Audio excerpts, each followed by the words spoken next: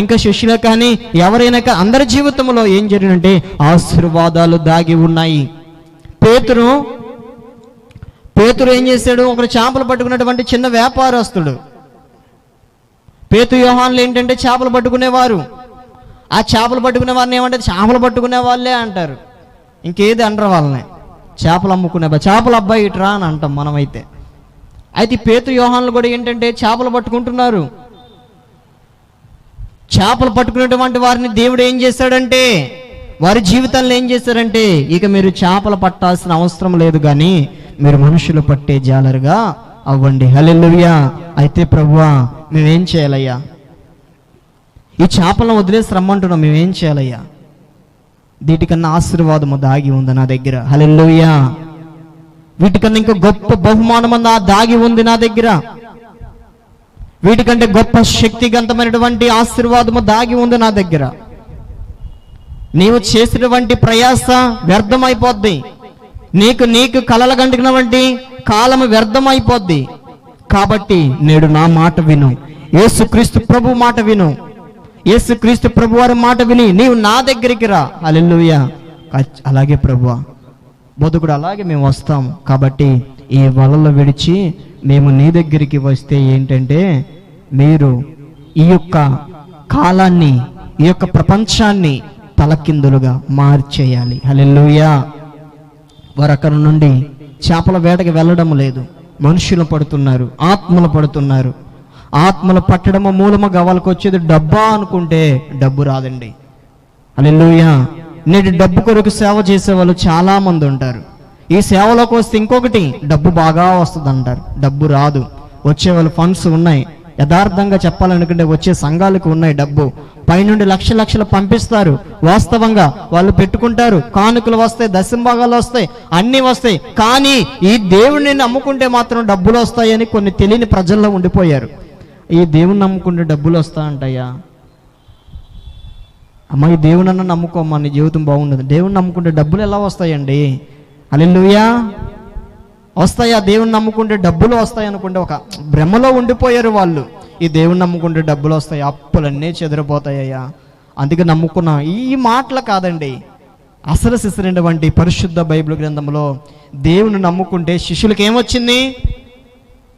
దేవుని సేవ చేస్తున్నారు, శిష్యులకి ఏమొచ్చింది? రాళ్లతో కొట్టి చంపారు. యేసుక్రీస్తు ప్రభువారు సువార్త ప్రకటిస్తుంటే మెడలో చెప్పులు దండేశారు. హల్లెలూయా.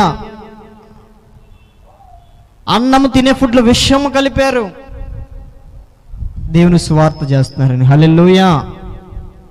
ఈ దేవుని సేవ చేయడము మూలముగా డబ్బు వస్తుంది అనుకుంటే శిష్యులకి అన్ని అవమానాలే వచ్చినాయి. హల్లెలూయా. దేవుని దగ్గరికి వచ్చిన వాడికి అన్ని అవమానాలే అంటే అవును కదా, నిజముగా అవమానాలేనండి. ఒక పర్యాయంలో దేవుడి దగ్గరికి వచ్చారు కొంతమంది దేవుడి దగ్గరికి వచ్చారు. ఆ దేవుడి దగ్గరికి వచ్చిన వారికి ఏం చేశారంటే వారిని ఈ ప్రతిమకు మొక్కండి అని చెప్పారు. హల్లెలూయా. ఈ ప్రతిమకు మొక్కండి, రాజు ఆజ్ఞాపిస్తున్నాడు, ఈ ప్రతిమ చేయించాను, దీన్ని మీరు మొక్కండి, లేకపోతే మిమ్మల్ని అందరినీ కూడా అగ్నిగుండంలో వేస్తానన్నారు. హల్లెలూయా. ముగ్గురు స్నేహితులు, షడ్రక్, మేషక్, అబేద్నెగోలు. హల్లెలూయా. మేము చేయించిన ప్రతిమ మొక్కేయండి అనేసాడు రాజు. నెబుకద్నెజరు రాజు ఆజ్ఞాపించేశాడు. రాజు ఆజ్ఞ ఉల్లంఘిస్తే ఇంకా 7 అంతలుగా అగ్ని పెంచుతాం. హల్లెలూయా. రాజు ఆజ్ఞ గనక వ్యతిరేకిస్తే ఏసుని 3 అంతల అగ్ని అయితే 7 అంతలుగా పెంచుతాం. 7 అంతలుగా ఒకవేళ అగ్ని పెంచితే, ఒకవేళ తోసేసిన వెంటనే వాళ్ళ బాడీలు ఎముకలు కూడా మిగలవిక. సొరంగంలా చేయించి 7 అంతల అగ్ని పెంచమన్నారు. హల్లెలూయా. మరి 7 అగ్ని పెంచడం వైపు ఈ షడ్రక్, మేషక్, అబేద్నెగోలు దేవుని దగ్గరికి వచ్చేటప్పుడు, దేవుని దగ్గరికి వచ్చిన వీళ్ళు దేవుడి వైపు చూస్తారా? వారి ప్రాణాలను కాపాడుకుంటారా? ఇప్పుడు దేవుడే మాకు సర్వస్వము, దేవుడే మాకు తోడు, ఈ దేవుడు తప్ప మాకు ఎవరు లేరు అనుకొని వచ్చినటువంటి ఈ యొక్క ముగ్గురు స్నేహితులు దేవుని వైపు చూశారు. హల్లెలూయా. ఈ రాజు వైపు చూడలా, అగ్నిగుండం వైపు చూడలేదు, సమస్య వైపు చూడలేదు, వచ్చినటువంటి రోగాల వైపు చూడడం లేదు. ఇంతవరకు కాచి కాపాడిన దేవుడు ఈ యొక్క చిన్న దాంట్లో నాకు సహాయం చేయడా. హల్లెలూయా. చాలా మందికి వస్తుంది, నాకు ఇంకా చాలా వస్తుంది. ఇంతదాకా నడిపించిన దేవుడు ఈ కొద్ది రోజులు దేవుడు చేయలేడా?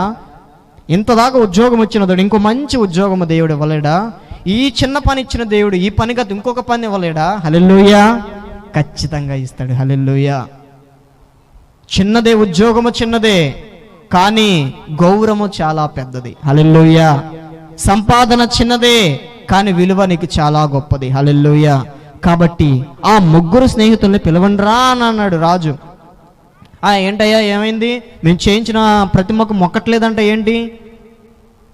అవునయ్యా, మేము ఒక దేవుని సేవిస్తున్నాము, ఆ దేవుడే మాకు అండ, కొండ, కోట, ఈయన తప్ప మాకు ఎవరు లేరయ్యా. అయితే రాజాజ్ఞ మీరు ఉల్లంఘించిన వారికి శిక్ష ఏంటో తెలుసు కదా? అవునయ్యా, అగ్నిగుండం. హల్లెలూయా. Okay, right. చివరిసారిగా మీకు తెలియజేస్తున్నాను, ఆ దేవుని విడిచిపెట్టి ఇక్కడికి వస్తారా? ప్రతిమకు మొక్కుతారా? నేను మిమ్మల్ని వేసేయమంటారు. ఏం చేసుకున్నా మాకు దేవుడే తోడయ్యా.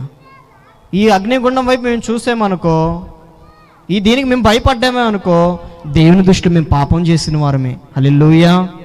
ఈ చిన్న సమస్యకి మేము భయపడ్డామే అనుకో, దేవుడికి మేము భయపడినట్టే. కాబట్టి దేవుడికి మేము లెక్క అప్పగించాలయ్యా. ఒకవేళ మేము చేయరాని తప్పు చేసామనుకో, మేము సేవిస్తున్న దేవుడు గొప్పవాడు కదా. ఒకవేళ మేము సేవించిన దేవుడిని మేమే అన్ని జనుల మధ్య ఆయన నామాన్ని అవమానపరచబడటానికి కారణము మనమే. కాబట్టి నీవు చేసినటువంటి ప్రతికి మేము మొక్కలేము, కానీ నువ్వు చేసినటువంటి ప్రయత్నము నువ్వు చేసుకో అని అన్నారు. వెంటనే పిలిపించాడు, సైనికులను పిలిపించాడు. వెంటనే ఆ ముగ్గురు స్నేహితుల్ని వేసేశారు. హల్లెలూయా. చూసారా? ఎప్పుడైతే దేవుని యొక్క మాటకి కట్టుబడి, ఎప్పుడైతే దేవుని యొక్క వాక్యానికి కట్టుబడి మేము దేవుని మాటే వినగలుగుతాము, ఎవరి మాట వినమని ఎప్పుడైతే ముగ్గురు కలిసి లోపలికి వెళ్ళారో, 7 అంత అగ్ని మండుచా ఉంది. ఆ మండుచున్నటువంటి అగ్నిలో హల్లెలూయా దేవుణ్ణే మేము ఆరాధిస్తామని, దేవునికి మేము మొక్కము అని చెప్పేసి వాళ్ళ లోపలికి వేస్తే ఆ మనుష్యులు నలుగురుగా కనపడుతున్నారు. హల్లెలూయా. వేసింది ముగ్గురే కదా, వేసింది మనము ముగ్గురునే కదా. ఈ 4వ వ్యక్తి కూడా మనకి కనపడుతున్నాడు. కాబట్టి ఈ 4వ వ్యక్తి ఎవరిని? అరే ఎంతమంది వేశారా? ముగ్గురమే వేసాము రాజా. మరి 4వ వ్యక్తి ఎవరు? వాళ్ళు ఆరాధిస్తున్నటువంటి దేవుడే, వాళ్ళు ప్రార్థిస్తున్నటువంటి మనుష్యుడే, దేవదూతే. హల్లెలూయా. ఆ 4వ మనుషుని ఒకసారి తీసుకురండి. ఆ ముగ్గురిని వదిలేసి ఆ 4వ వాడిని తీసుకురండి. తప్పు చేసిన ముగ్గురే కదండి. ఒకవేళ ఆ మనుషుని తెద్దావన్న లోపే మాయమైపోయారు. హల్లెలూయా. హల్లెలూయా. అయితే ఆ మనుషుల్ని ముగ్గురికి బయటికి తీసుకొచ్చినప్పుడు 7 అంతల అగ్ని పెరిగిపోయినప్పుడు ఆ 7 అంతల అగ్ని వాళ్ళని ఏమీ కూడా చేయలేకపోయింది. హల్లెలూయా. అంత గొప్ప కలిగినటువంటి దేవుణ్ణి కలిగి ఉన్న మనము ఏ శ్రమ వచ్చినా, ఏ నింద వచ్చినా, ఏ బలహీనత వచ్చినా, దేవుడు మన ఎడల మన పాదములకి రాయి తగలకుండా మనలందరినీ కూడా ఎత్తి పట్టుకుంటాడు. తన దూతలకి ఆజ్ఞాపిస్తాడు. తన దూతలకి ఆజ్ఞాపించినటువంటి దేవుడు సర్వశక్తి కలిగిన దేవుడు. నీతిమంతుని మీదకి, తల మీదకి ఆశీర్వాదం వచ్చేంత వరకు వారిని ఎవ్వరిని కూడా దేవుడు విడవడు. ఎడబాయుడు ఆయన. ముదిమి వచ్చే వరకు ఎత్తుకొని ముద్దాడేవాడు ఆయన. ఆయన కనికరము వస్తాల కింద షడ్రక్ మేషక్ అబేద్నెగో ఈ దేవుడిని మాత్రము కొలవం, కానీ మా దేవుని మహిమను చూస్తావా అన్నప్పుడు వేసుకుంటే వేసుకో, చేసుకుంటే చేసుకో. కాబట్టి మేము మొక్కవంటే మొక్కము. కాబట్టి వాళ్ళు షర్టు కూడా కాలిపోలేదు. హల్లెలూయా. అంతగా క్రైస్తవులుగా ఉన్నారా ఎవరైనా? అటు విశ్వాసము కలిగి ఉంటే నీ జీవితము, మనందరి జీవితాలు చాలా ఆశీర్వాదాలు పొందుకుంటాం. అంటే ఆశీర్వాదం లేదని చెప్పడం లేదు నేను, ఆశీర్వాదం ఉంది. అన్నిట్లో దేవుడు ఆశీర్వాదం ఇస్తున్నాడు ఇప్పటికీ కూడా. ఇంకా ఆశీర్వాదం ఇవ్వాలని మనస్ఫూర్తిగా కోరుకుంటున్నాను. హల్లెలూయా. కాబట్టి ప్రియులారా, ఈ రాత్రి కాల సమయమందు ఒక తీర్మానము చేసుకొని, ప్రభువా ఇదిగో నా మీదికి నీ ఆశీర్వాదము వస్తాయి అంటున్నావు, మరి నీ ఆశీర్వాదము నేను పొందుకోవాలి. హల్లెలూయా. అన్న చేసిన ప్రార్థన కుమారుణ్ణి ఇచ్చావు, ప్రవక్తగా చేశావు. హల్లెలూయా. అనేకులకి ఎంతగా మాదిరింపు. తను చేసినటువంటి కన్నీటి ప్రార్థన, దేవుని యొక్క సన్నిధిలో తన గర్భాన్ని తెలిసాడే, అన్న గర్భాన్ని తెలిసాడే దేవుడు. నీ ప్రతి పరిస్థితిని కూడా దేవుడు మోసుకుపోతున్నటువంటి సంఖ్యలన్నిటినీ కూడా దేవుడు పటాపంచలుగా తెంచునుగాక. ఏ అపవిత్రాత్మ అయితే, ఏ దుష్టుడు అయితే మోసేసి ఉంచాడో దేవుని కార్యము సదాకాలము నెరవేరబోతుంది. ఈ అంత్య దినాలలో ఒకరి మీద ఒకరు దాడులు, ఒకరి మీద కక్షలు, మోహపు చూపులతో స్త్రీలే కానీ ఎవరినే కానీ చేసేసినటువంటి వారందరినీ కూడా ఈ కాలంలో మనం ఉంటున్నాము. కాబట్టి సదాకాలము ఒకవేళ దేవుని రాకడ వస్తే, దేవుడు నీతిమంతులు ఎవరని తీర్పులో లెక్కగడితే సంఘము కూడా నీతిమంతుడై ఉండాలి. ఆ సంఘాన్ని దేవుడు తీసుకుంటాడు. హల్లెలూయా. సంఘము గొప్పదై ఉండాలి. ప్రప్రథమంగా సంఘములో ఉన్నటువంటి మనుషులు గొప్పవారై ఉండాలి. ఆ సేవకుడు చెప్పేటువంటి బోధ కూడా గొప్పదై ఉండాలి. అపోస్తుల బోధ, సహవాసము, రొట్టె విడుచుట యందు అందరూ కూడా సమాన భాగ్యమే ఇక్కడ. హల్లెలూయా. నువ్వు వేరు, నేను వేరు ఏమీ ఉండదు ఇక్కడ, అందరూ కూడా సమానమే. ఆ సమానము కలిగినటువంటి భాగ్యము ఎవరికి వస్తుంది? ఎవరు తీసుకుంటారు? ఎవరు చేయగలుగుతారంటే నోరొచ్చిన వాళ్ళందరూ, నోరున్న వాళ్ళందరూ. ఇప్పుడు ఆవిడ ఉన్నారు, ఎవరు? భాగ్యశ్రీ గారు ఉన్నారు. భాగ్యశ్రీ గారికి నోరుంది. నాలో ఒక ఫోన్ చేసి గంటన్నా మాట్లాడిద్ది ఆవిడ. ఇక్కడ వచ్చి 4 గంటలన్నా మాట్లాడొచ్చు ఆవిడ. హల్లెలూయా. దేవుడు మేలు చేశాడు. నా జీవితం ఎన్నో కార్యాలు చేశాడు. అవునా? ఆ కార్యాలు ఒక అరగంట అయినా చెప్పొచ్చు ఇక్కడ. చెప్పి నాకు నోరు నొప్పి పుడుతుంది. హల్లెలూయా. ఇటు సమాన భాగ్యాన్ని సేవకులుగా ఇతరులకి ఇవ్వడము ధర్మం. నీకు ఒపీనియన్స్, నాకు ఒపీనియన్స్, చక్కగా మాటలు, చక్కగా సాక్ష్యాలు దేవుడు మహిమార్థమే జరిగితే ఆ సంఘాన్ని దేవుడు మెచ్చి ఆశీర్వాదం వేయబోతున్నాడు. హల్లెలూయా.